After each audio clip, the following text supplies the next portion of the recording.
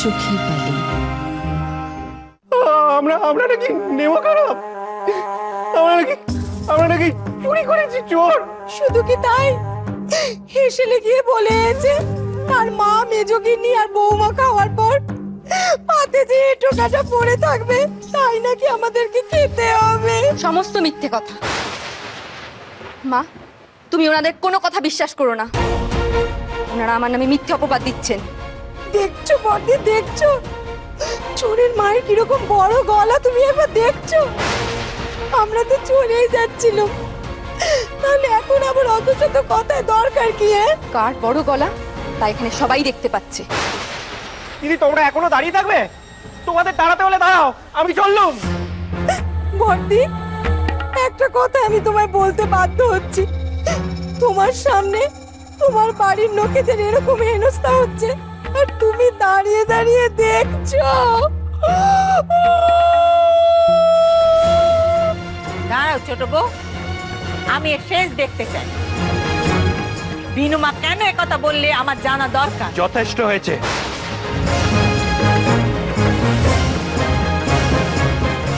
এই বিষয়ে আর কোনো কথা না। কাদা ছড়াছড়িটা বন্ধ হওয়া দরকার। মামা বাবু, কাকা বাবু, ছোট কাকিমা, সমু, বৌমারা, এরা সব কিন্তু এই বাড়ির নিজের লোক, এই পরিবারের আপনজন। আর তারা কিনা বাড়ি ছেড়ে চলে যাবে, তাও একটা বাড়ির বাইরের লোকের কথায়।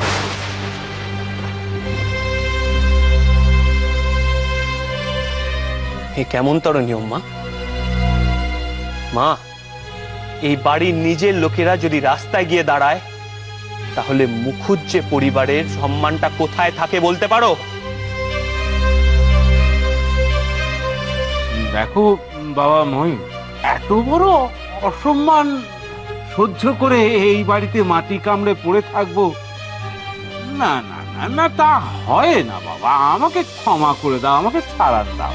দেখো, আমি তো তোমার বাড়ির হিসেবে সাহায্য করবো বলে এসেছিল, তার কি প্রতিদান? যাকে যাক, তোমাদের এখন হিসেব করার লোক চলে এসেছেন, আমাকে আর কিসের দরকার? এবার তুমি মানে মানে ওই বিদে দাও মহিম। কি বলছেন আপনি মা বাবু? আপনার প্রয়োজন ফুরোতে যাবে কেন? আপনার প্রয়োজন আগেও ছিল, এখনো আছে। বাড়িতে নতুন অতিথি এসছে, খুব ভালো কথা। তা তিনি যদি অতিথির সম্মান নিয়ে থাকতে পারেন, তাতে আমার কোনো আপত্তি নেই। কিন্তু যদি তিনি বাড়ির সব বিষয়ে নাক গলিয়ে অশান্তি তৈরি করেন, তাহলে কিন্তু সেটা আমিও বরদাস্ত করব না।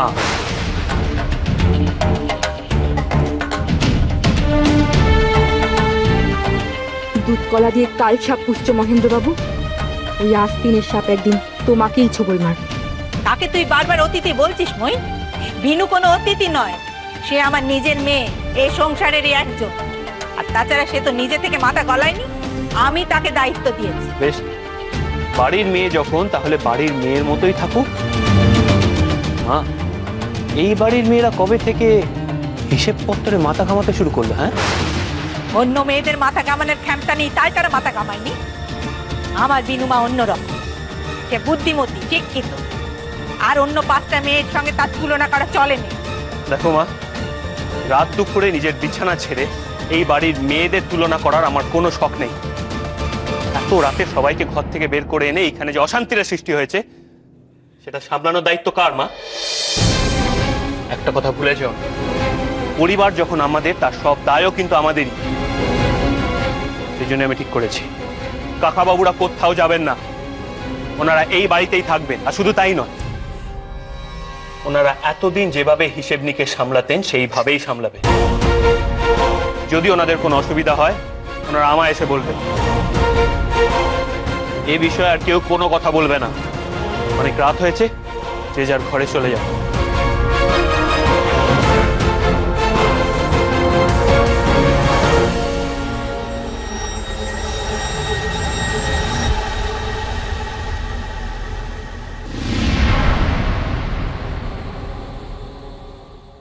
কার কি হয়েছে?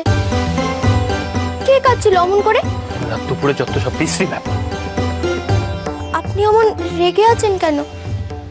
কেউ কিছু খারাপ কাজ করেছে বুঝি? হ্যাঁ করেছে, ওই মহিলা কাকে না কাকে একটা সই পাতিয়েছ, সেই যত নষ্টের গোড়া। বালি? ও মা, সে কি কথা? বালি আবার কি করলো?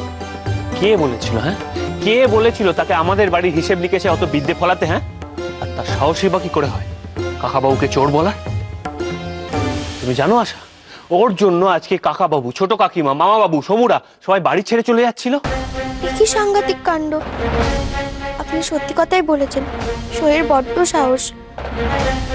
আপনি রাগ করবেন না, আমি কাল থেকে বারণ করে দেব, সে আর অমন অন্যায় করবে না। মায়েরও দোষ আছে জানো তো, পড়াশোনা জানে বলে কত মাথায় তোলার কি হয়েছে? বাড়ির বাকি সব মেয়েদের মতো থাকলেই হতো, তাহলেই লেখা চুকে যায়। আপনি তো কিছুই জানেননি। আপনি জানেন শোয়ের পাপ পুণ্য নেই, কোনো ভয় নেই। সে দিব্য ঠাকুরের নামে মিছে কথা কইতে পারে। ওই বিলিতি চকোলেট সে নিজেই আমার হাত থেকে নিয়ে খেয়ে ফেললো। সবসময় এমন ছাড়া চুলে ঘোরে। জিজ্ঞেস করলে বলে বেদবা হলে কি চুল কাটতে হয় নাকি? বালি একদম আমাদের মতো নয়, একেবারে অন্যরকম। তাই অন্যরকম তো অন্য জায়গায় গিয়ে ফলালেও পারে, আমাদের সংসারটাই জুটলো। আহারে, সই মনে হয় অমনটা ছিল না, শোকে দুঃখে অমনটা হয়ে গেছে। থাক, ঢের হয়েছে, এখন আর সইয়ের হয়ে ওকালতি করতে হবে না। দেখো আসা অনেক রাত হয়েছে, আর তাছাড়াও আমার খুব মাথা ধরেছে, আমি এখন ঘুমাবো।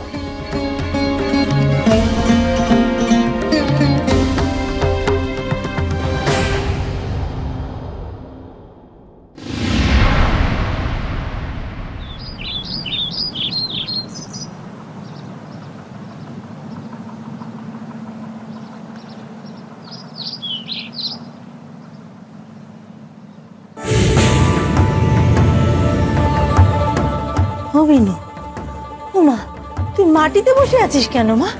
ওঠ ওঠ ওঠ ওঠ মা, ওঠ। আমি সব বুঝতে পেরেছি, কাল তুই চোখের পাতা এক করিস নি। বিনু, তোর কি হয়েছে মা, আমায় বল। আমি যে অলক্ষী মা, আমি যেখানে যাই সেখানেই কোনো না কোনো অশান্তি বাধাই। তুমি আমার জন্য অনেক হেনস্থা হয়েছ মা, আমার আর ভালো লাগছে না। অভিনয়, এ তো তোর অভিমানের কথা মা। কাল যা হয়েছে এতে তোর দোষ কোথায়? তুই যা করেছিস সে তো আমার কথা শুনেই করেছিস। না না মা, আমি থাকলে এখানে অনেকের অনেক অসুবিধা হচ্ছে। তুমি আমাকে অন্য কোথাও পাঠানোর ব্যবস্থা করো মা। মইনের চোখ এখনো কোলেনি, সে তার বউয়ের মোহে অন্ধ। তার চোখ না খুলিয়ে আমি ছাড়ব না। বিনুকে একবার শুধু দেখো, তার রূপ গুণের পরিচয় পাক, তবে না টের পাবে কোন অপদার্থকে সে ঘরের বউ করে এনেছে। মা, তুমি কিছু বলছো না কেন মা? তুই আমার পেরানের শোয়ের মেয়ে, কাঁচা বয়সে বেধবা হয়েছিস। এই সমাজে যে শেয়াল কুকুরের বাস রে, একা পেলে তোকে তুই ছিঁড়ে কাবে। সব জেনে শুনে আমি তোকে কোথায় পাঠাই বল দেখি? না না বিনু, এই অদম্য আমি করতে পারবো না, কিছুতেই না। বাড়িতে নতুন অতিথি এসছে, খুব ভালো কথা, কিন্তু যদি তিনি বাড়ির সব বিষয়ে নাক গলিয়ে অশান্তি তৈরি করেন, তাহলে কিন্তু সেটা আমিও বরদাস্ত করব না। ওনারা এতদিন যেভাবে হিসেব নিকেশ সামলাতেন সেইভাবেই সামলাবেন। বাকি লোকে কে কি বললো তা নিয়ে আমার কিছু এসে যায় না মা, কিন্তু তোমার ছেলেই তো এখন আমাকে মেনে নিতে পারছে না। তাকে চটিয়ে আমি এখানে কি করে থাকি বলো তো মা? মইনা আমার ওরকমই গোয়ার গোবিন্দ, একবার কেঁপে গেলে মুখে যা আসে তাই বলে দেয়। গোবিন্দ, একটু সময় দে, দেখিস দুদিন বাদে যখন তোর গুণের পরিচয় পাবে তখন আর আপত্তি করবে না। কিন্তু উনি কেন বুঝছেন না মা?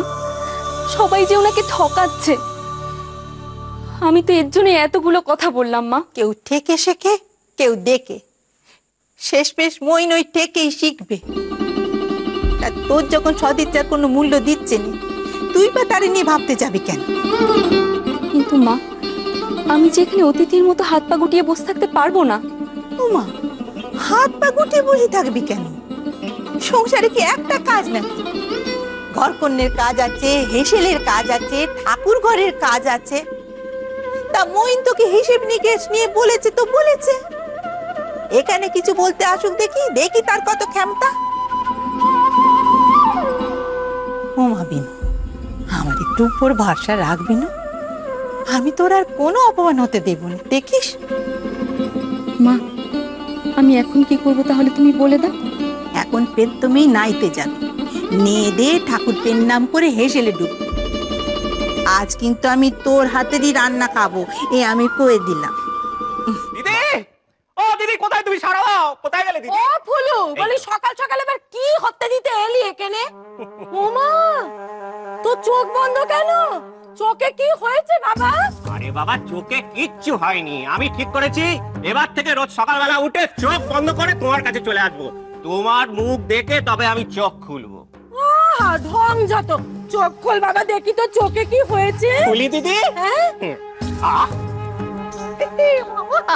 দিদি, কাল কি খেল দেখালে তুমি?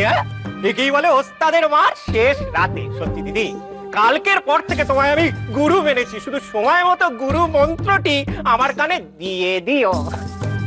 কই যাও? ওই তো যাও, উঠে পড়েছি। যাও, একটু নেমে আসুন, একটু পেন নাম করবো। সত্যি কালকে কর্তা গিন্নি মিলে একবারে তুর্কি নাচ নাচিয়ে ছাড়লে। ও যাও, কি অভিনয়! আমি নিজেই তো ভিমড়ি খেয়ে গেছি। আমাকে না, আমাকে না, তো দিদিকে বল, আমি তোর কাছে শিশু। না না গিন্নি, ও এবার তোমাকে একটা পেন নাম ঠুকতেই হবে। ছি ছি ছি, মরুন আমার। দেখো দেখি কাণ্ড, হিমনতি ধরেছে বুড়ো বয়সে। দেখেছিস ফুলু, আমাকে নরকবাস না করিয়ে ছাড়বে না, বুঝেছিস? দিদি, তোমার কেন নরকবাস হবে? নরকবাস হবে আমাদের শত্রুদের। কালকে যা ওদের মুখে ছাই দিয়েছ না, সত্যি দিদি, আমাদের এই জয়লাভের জন্য কিন্তু একটা উৎসব করা উচিত। বলছি, একটু যদি কবজি ডুইয়ে না খেতে পারলুম, তাহলে আর কিসের জয়লাভ করলো? দিদি, একটা জমিয়ে রাতও দেখিনি। হ্যাঁ, আমার মুখের কথা কেড়ে নিয়েছিস। বুঝলে গিন্নি, এই বড় বড় গলদা চিংড়ির মালাইকারি যদি একটু করা যায়। আচ্ছা আচ্ছা, এবার আমি বুঝেছি আমাকে এত তোল্লাই দেওয়ার ঘটাটা কেন।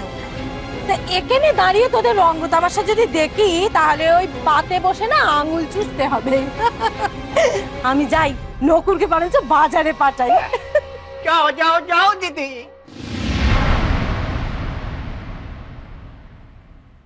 মা, এসো মহেন্দ্র, এসো, দেখি এবার কেমন করে তুমি মুখ ফিরিয়ে চলে যাও।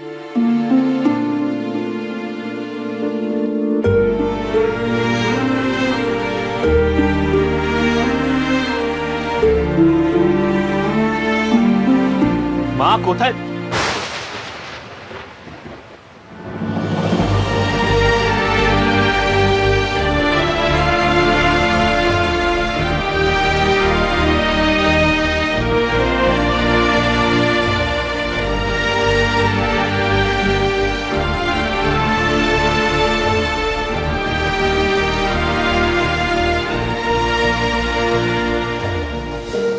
সখী যাতনা কাহারে বলো,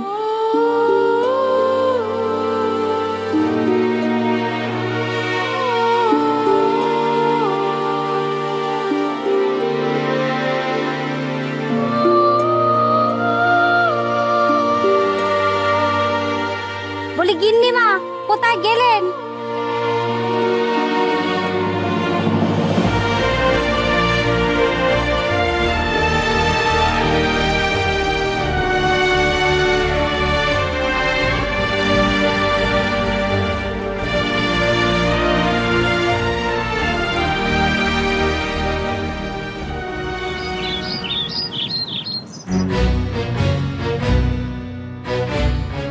কত দেরি হয়ে গেল, উনি বড্ড অবুঝ। এখন কি করে সবার সামনে যাব? আমার বুঝি লজ্জা করে নে?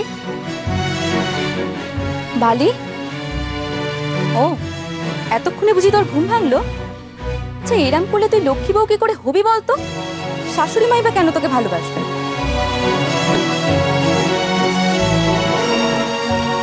দেখো না বালি, উনি বড্ড অবুঝ, খালি আমার ছলছতো করে আটকে রাখেন। সকালবেলা হলেই যত দুষ্টুমির খেয়াল চাপে।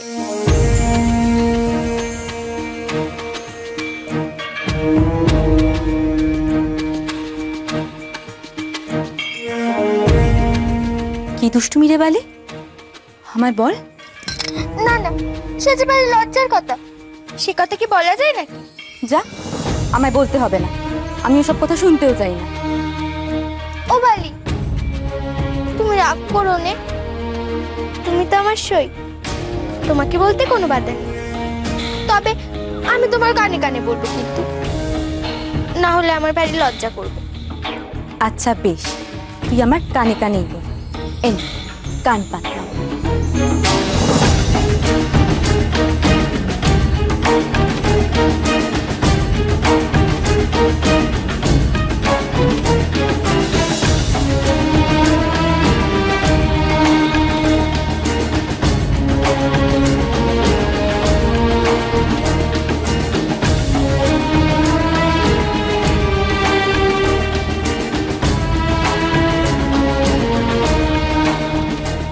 কি হয়েছে বালি, তুমি কথা কুচলে যে?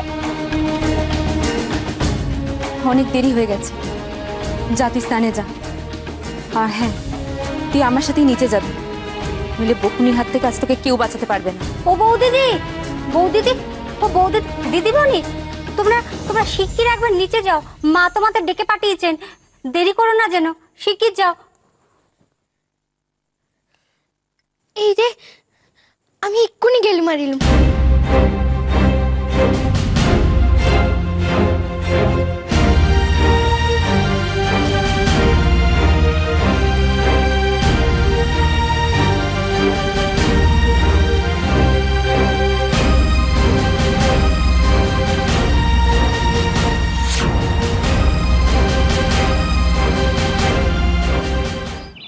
নকুর, বলি এত হন্তদন্ত হয়ে যাচ্ছ কোথায়? দাঁড়াও, এই মেজদি তোমায় কি কি ফিরিস্তি দিলে সেটা একবার শুনি। তেমন কিছু বলিনি ছোট, আমি ভেবেছিলাম আজ ওই একটু ছানার ডালনা আর একটু মোচার ঘন্ট রান্না করব। তা তুমি ভেবেই ফেলেছো, কিন্তু মেজদি বলি আজ তো সেসব হচ্ছে না গো। আমি আজকে একটু আমিষ পদ রাখবো ভেবেছি, তোমার ঠাকুরপোর জন্য 5 পদে আমিষ রাখবো। অনুকুর, বলি কি তুমি ওই বাজার থেকে না ওই 100 গলদা চিংড়ি আর বড় দেখে একখানা রুইয়ের মাথা আনবে, মনে থাকে জানে কথা আমি বলে দিলাম। ছোট, সে তো তুই আমিষ উনুনেই রান্না করতে পারিস, আমি তো নিরামিষ উনুনে রান্না করব ছোট। তাছাড়া দিদি এইসব খেতে খুব ভালোবাসেন। দেখো মেজদি, তুমি ওই যে উনুনে রান্না করো না কেন, ওইসব আগাছা তো আমাদেরকে গিলতে হবে, তাই না? বলি বাড়ি শুদ্ধ কি বেদ বানাকি গো, যে কারি কারি নিরামিষ গিলতে হবে? না গো না, তুমি আজকে না ওইসব গরুর খাবার বাদ দাও, বরঞ্চ তোমরা আজকে ভাতে ভাত সেদ্ধ আর শেষ পাতে 1 বাটি করে দুধ খেয়ে নি। আমি যখন আজ আমিষ রাখবো ভেবেছি, তখন আমি রেঁধেই ছাড়বো। আপনার তো আজকে হেসলে ঢোকা চলবে না ছোট কাকিমা, আজকে আমি মায়ের জন্য নিজের হাতে রান্না করব, দেখি আমাকে কে আটকায়। নকুর দাদা, তুমি মেজমা যা যা বলেছে তাই তাই নিয়ে এসো, তুমি যাও। আচ্ছা বালি, চুপ করো। তুই থাম বালি, এরা শক্তের ভক্ত, নরমের জম, কি করে এদের সিধে করতে হয় তা আমার ভালো করে জানা আছে। তুমি তো আচ্ছা মেয়ে মানুষ, হ্যাঁ? যেই শুনেছো যে আমি একটু আমিষ পদ রাখবো মনস্থ করেছি, অমনি একেবারে সঙ্গে সঙ্গে শুরু করে দিলে প্যাঁচ কষা। আচ্ছা বলি, ভগবান কি তোমার জন্মের সময় তোমাকে মানুষের চামড়া দিয়ে পাঠাননি? কালকের ঘটনা আজকের মধ্যে বেমালুম একেবারে ভুলে গেলে? ভগবান না হয় আমার শরীরে মানুষের চামড়া দেয়, কিন্তু আপনার শরীরে তো দিব্যি দিয়েছে, তাহলে আপনার মনটা মানুষের মতো নয় কেন? আমি বিধবা বিধবা করে খুঁটা দেবেন না। একটা প্রবাদ আছে জানেন তো, ঘুটে পড়ে গোবর হাসে, প্রবাদটা মনে রাখবেন। কি? যত বড় মুখ নয় তত বড় কথা, 1.5 আঙুলে মেয়ে, স্বামী খেকো বেদবা। ছি ছি ছি ছি, লোকের দরের ভিকিরি কোথাকার। আমার বড় বড় কথা বলা হচ্ছে, ঝেঁটিয়ে না তোমার বিষ আমি ঝেড়ে দেব। কি হচ্ছে ছোট বউ? এটা ভদ্রলোকের বাড়ি, এসব কি কথাবার্তা? দিদি গো, কি বলবো তোমায় দিদি, তুমি একবার নিজের চোখে দেখো আর নিজের কানে শোনো। এই মেয়ে বুঝলে, এই মেয়ে ঠাড়ে ঠোড়ে আমাকে বেদ বাবার অভিশাপ দিচ্ছে জানো। বলি এরপরেও তুমি চুপ করে থাকবে তো? আমার মুখ খোলাবেন না ছোট কাকিমা। আপনি তার আগে কি কি বলেছেন বলবো? যথেষ্ট হয়েছে, আর একটিও কথা না। আমি নিজের মুখে বিনোদিনীর হাতে রান্না খেতে চেয়েছি। এখন নিশ্চয় আশা করি আমার উপর দিয়ে তুমি কথা বলবে না ছোট বউ। আর একটা কথা, এই সংসারে ঝুট ঝামেলা আমার ভালো লাগছে না, তাই মনে মনে ঠিক করে ফেলেছি আমার আঁচলের এই চাবির দায়িত্ব আমি অন্য কাউকে দেব।